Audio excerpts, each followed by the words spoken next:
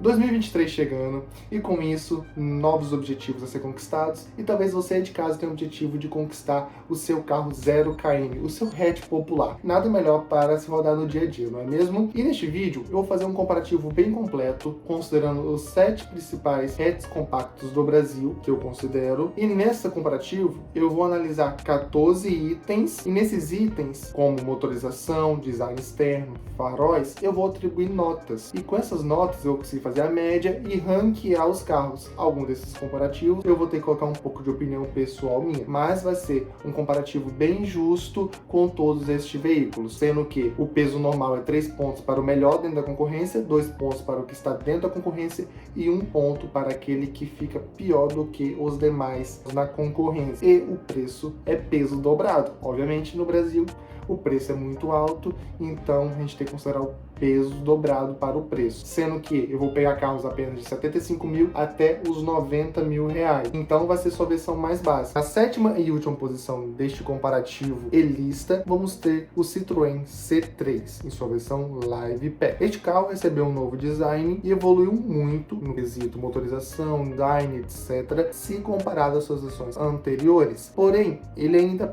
peca em alguns aspectos em relação à concorrência, como o design externo, que em minha opinião pessoal não me agrada muito, e o seu conjunto óptico, que ainda é um conjunto óptico formado por um farol monoparábola com lâmpada halógena. Outro item a se considerar é que nesta versão, este carro conta apenas com 2 airbags frontais, ABS e controle de tração, ficando abaixo da concorrência. Então não é um carro com um nível de segurança tão alto em comparado aos outros carros desta lista. E é o veículo que tem o maior consumo declarado. Apesar de ter um motor 1.0 Firefly, ele vai ter o consumo declarado aqui na cidade de 12,9 km por litro na gasolina e de 14,1 km por litro na rodovia. Mas nem todos os pontos são negativos, não é mesmo? Na minha opinião, ele possui um bom design interno, a sua motorização é um motor atual, 3 cilindros, 1.0, com corrente de comando, é um motor bem confiável, está no mercado aí já todo o grupo PSA há alguns anos, e ele conta com um básico, um câmbio manual de 5 marchas e possui um porta-mala de 315 litros, dentro ali da categoria, acima dos 300 litros e abaixo dos 330, está dentro da categoria dele. E ele possui também uma distância entre eixos de 2,54 metros, que garante um bom espaço interno para os ocupantes e está dentro da categoria. É o entre eixos normal da categoria, não está nem abaixo, nem acima. Porém, ele tem alguns pontos de destaque. E os 2 pontos de destaque principais dele é em questão de valores. Ele custa a partir de R$ 77.990, sendo um dos poucos carros deste comparativo que vai ficar abaixo da linha dos R$ 80 mil. E também tem um menor custo de manutenção programada, segundo a fabricante, ficando na média dos seus R$ 4 mil, até os 60 mil km. Apesar da última colocação neste comparativo, é um carro muito bom para se considerar também, já que se você colocar uns pontinhos a mais em design externo, você vai ter um carro que vai saltar aí da 7ª colocação lá para a 5ª colocação desse comparativo, se você for olhar na tabelinha. O Peugeot 208 será o hatch compacto mais caro deste comparativo. E agora que vocês entenderam como que vai ser a dinâmica aqui, vou conseguir falar um pouquinho mais rápido sobre os pontos positivos, negativos e intermediários do carro. Os destaques positivos do Peugeot 208 vai ser aí o seu design interno, eu acho muito bonito, muito agradável, muito bem feito, aquele volantezinho maravilhoso, quem gosta sabe. E o seu consumo urbano declarado, que vai ser aí de 14,7 km por litro, que vai ser o melhor consumo urbano declarado do comparativo. E ele fica indo na concorrência em muitos aspectos. Dentro dos aspectos que ele fica dentro da concorrência, vai estar o quê? O design externo, os faróis, que vai ser biparábola, ou seja, tem a parábola independente de farol baixo e a parábola independente de farol alto.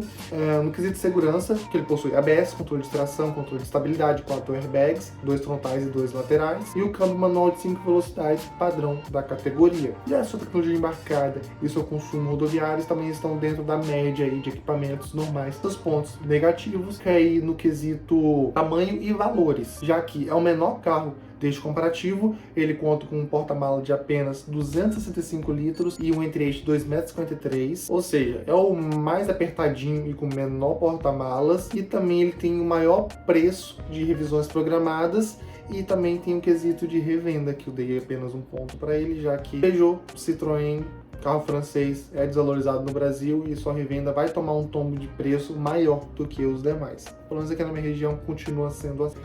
E na quinta posição vamos ter o Volkswagen Polo, um carro feijão com arroz da Volkswagen, muito bom em todos os quesitos. Na verdade ele é mediano em todos os quesitos, não é mesmo? E tem seu principal ponto positivo, seu destaque, sendo aí um farol moderno que vai ser tendência no futuro de vir em todos os carros populares, esse conjunto ó parábolas com LED. Seu principal ponto negativo, os seus principais pontos negativos, não é mesmo?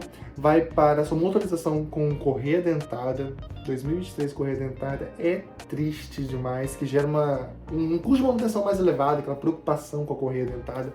Não é bacana com motor correia dentada, na minha opinião. E tem pouca tecnologia embarcada, um carro que dependa muito de uma sua versão mais simples e deixa faltando muitos itens básicos que outros na alta concorrência vai ter. Mas ele não faz feio em nenhum outro quesito, sendo muito competente, aí estão dentro da média da concorrência nos demais itens. Como seu design externo muito agradável, segurança ok, com 4 airbags, 2 frontais, 2 laterais, ABS, controle de tração, controle de estabilidade, o feijão com arroz da segurança, não é mesmo? O câmbio manual de 5 velocidades, nada fora do comum, e seu consumo está dentro da média aí dos outros carros, 1.0. Seu preço de revenda eu considerei como ok, já que o Volkswagen é uma marca consolidada, tem seus veículos aí um bom valor de revenda, não costuma perder tanto valor com o passar dos anos e sai rápido. E com porta-mala de 300 litros e 2,56 metros de entre-eixos, ele também vai ficar dentro da concorrência aí. É um carro muito seguro, uma escolha muito segura aí da Volkswagen. Falando agora um pouco do HB20, que vai estar aqui na quarta posição, é um carro que vai ter o maior número de notas 2 do comparativo. Ele está dentro da média. Ele está dentro da média em muitos quesitos. Ele está apenas abaixo da média em design externo, que apesar de ter melhorado muito, a sua versão hatch ainda não me agrada aquela traseira. A versão sedã eu acho linda, a hatch eu acho feia. Então vai ficar com ponto negativo pra mim, né? E em quesito faróis, poxa, só vem com farol monoparábola a loja. Outros pontos negativos a se destacar é o consumo declarado rodoviário, que vai ficar aí na média dos 14,6 km por litro na gasolina e 10,6 km por litro no álcool. A tecnologia embarcada também acaba sendo muito simples na sua versão Sense, porém ele tem um preço muito bom, partindo aí de 77.990, vai ser abaixo da linha dos 80, então vai ser um preço bem bacana. Então, o ponto positivo dele, valor. Pontos negativos, acabei de dizer aqui, e o restante vai ficar dentro da média. O que vai ficar dentro da média, então, vai ser o quê? Segurança, 4 airbags, ABS, controle de tração de estabilidade, motorização com corrente de comando, muito confiável, baixo custo de manutenção, o câmbio de 5 marchas, manual, design interno agradável, bom valor de revenda, porta-malas na categoria dele aí, vai ser um porta-mala de 300 litros e 2,53 metros de entre-eixo, ou seja, 2,50 metros de entre-eixo, já coloco como mediano, abaixo disso coloco como ruim. Então tá dentro da média de porta-mala e de entre-eixo. E também possui um bom valor de revisões programadas, dentro da média, e o consumo urbano bacana, não é ruim. Consumo de 13,4 km por litro na gasolina declarados urbano. É uma escolha muito segura, uma escolha se você gostou do design, gosta da marca,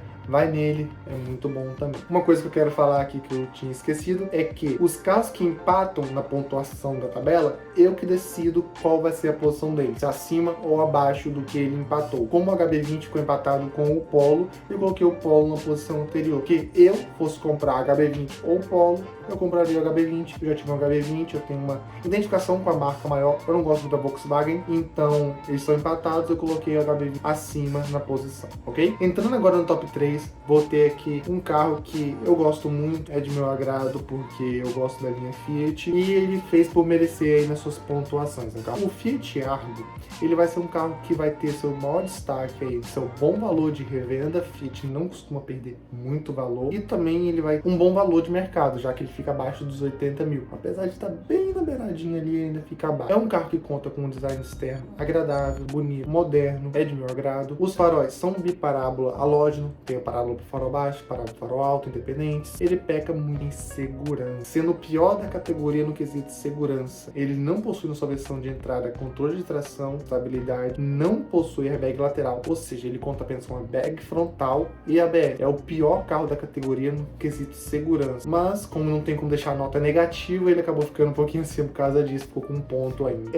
No restante, ele é muito tranquilo, muito seguro. Quanto à motorização, motor 1.0 Firefly, já falei algumas vezes aqui, com consumo urbano e consumo rodoviário bacana, câmbio manual de 5 marchas, é um motor aí com corrente de comando, ele tem um bom porta-malas aí dentro da categoria, vai ser um porta-malas de 300 litros com um entre-eixo de 2 metros e 52. É um carro que faz merecer sua colocação por ser um carro muito bem aceito dentro do mercado e com os equipamentos necessários para se utilizar no dia a dia, principalmente no interior. Mas ele peca muito no quesito de segurança. Então, se você se importa mais com segurança, acredito que outros carros abaixo da lista vão ser mais interessantes para você. Para a surpresa de muitos, o Renault Sandero está na segunda colocação e merecidamente. É o carro que conta com o melhor motor em dados técnicos da categoria, já que é um motor 1.0 com corrente de comando com a maior cavalaria de torque. Vou considerar apenas os números da gasolina. Ele possui 79 cavalos na gasolina com 10,2 kgfm de torque, apenas 3.500 RPM. É um motor bacana, bem dimensionado e com baixo custo de manutenção. Esse carro também vai se destacar por seu tamanho, contando com 2,59 metros de entre-eixos. É pouca coisa comparado aos outros, mas é o maior da categoria. E 320 litros de porta-malas. Também é um pouquinho, 5 litros a mais que alguns da categoria aqui, porém é o maior deste comparativo. Ganhou seus pontinhos merecidamente nisso. Os principais pontos negativos, o Renault Sandero, ele vai ter alguns pontos negativos relacionados a design interno, não é do meu agrado, não gostei muito. O consumo rodoviário, que declarado é 14,7 km por litro na gasolina, o que fica um pouquinho abaixo da concorrência, então coitado, tomou pontuação a menos por causa disso. E ele possui pouca tecnologia embarcada, entra muito ali dentro do design interno, tecnologia, não foi muito do meu agrado a sua versão S Edit. Os demais pontos dele está dentro da concorrência, como o design externo, é um carro bonito por fora, seus faróis, biparábolas, halógenos, como já está em muitos carros da concorrência, já expliquei. Quesito de segurança, tem o básico, 4 airbags, controle de tração, estabilidade, ABS, e também ele fica aí dentro da quesito revenda. É um carro com boa revenda, ele já é bem aceito no mercado, então é um carro aí que mereceu sua segunda colocação. E merecidamente vamos ter o Chevrolet Onix na primeira colocação. É o carro com a maior segurança do comparativo, maiores notas no NCAP. Vai ter 2 airbags frontais, 2 laterais, 2 de cortina. É o único da categoria com 2 airbags de cortina, né? Não tem os airbags de cortina. Além de ter os controles básicos de ABS, controle de tração e de estabilidade. Ou seja, é o carro mais seguro da categoria. Outros destaques que ele ganha é para o câmbio manual de 6 velocidades, que garante para ele também o melhor consumo rodoviário, declarado aí de 16,6 km por litro, mas sabe que faz muito mais do que isso. E eu também coloquei ele aqui como o melhor design externo. É o carro que mais me agrada. Se eu fosse comprar entre um dos 7, olhando apenas design, eu compraria o Onix. Eu acho o mais bonito daqui. Os seus pontos negativos vão aí para os seus faróis, apenas monoparábolas, halógeno, para motorização, correia dentada e seu porta-malas de 275 litros apenas. Já os demais itens vão estar dentro da média, como aí o seu valor de revenda, o seu design interno, o seu entre-eixo 2,55 metros, é um carro bem espaçoso, bem bacana, é uma plataforma nova. O seu consumo rodoviário é bom. O consumo urbano vai ficar dentro da média aí, vai fazer cerca de 13,8 km por litro, vai estar dentro da média. E o seu preço ficando abaixo dos R$85 mil, partindo de 81.590. Então, considerando a versão LT aspirada aqui, ok? Então, você aí de casa, o que achou do vídeo? Apesar de ter sido uma lista colocando de última colocação para a primeira, eu tentei passar para vocês, com os dados, os pontos positivos e negativos e por que eu considerava eles, para você de casa também ter esse olhar crítico. Às vezes sua escolha, sua lista vai ser diferente da minha, porque talvez você não se importa tanto com o farol, ser monoparábola ou biparábola, às vezes você não se importa tanto com a segurança, ou às vezes você não se importa tanto com o design interno, externo, ou opinião diferente. Então, é uma lista que eu não estou dizendo que o último colocado é completamente pior do que o primeiro colocado. Mas eu quero dizer que, para mim, o Onix tem muito mais pontos positivos do que o C3, por exemplo. Me diz aí no comentário, qual seria a sua lista? Qual seria o seu primeiro colocado e qual seria o seu último colocado, pelo menos para ficar sabendo qual a sua opinião. Gostaram desse quadro? Gostaram desse tipo de vídeo? Eu tentei me esforçar ao máximo para ser o mais justo possível, pegar as informações direitinho e comparar, peraí, esse aqui tá dentro da média, esse aqui tá fora da média, esse aqui tá melhor, esse aqui tá pior. Espero que tenham gostado do vídeo, deixem seu like, se inscrevam para mais vídeos comparativos e de lista como esse. Até o próximo vídeo, valeu galera, muito obrigado!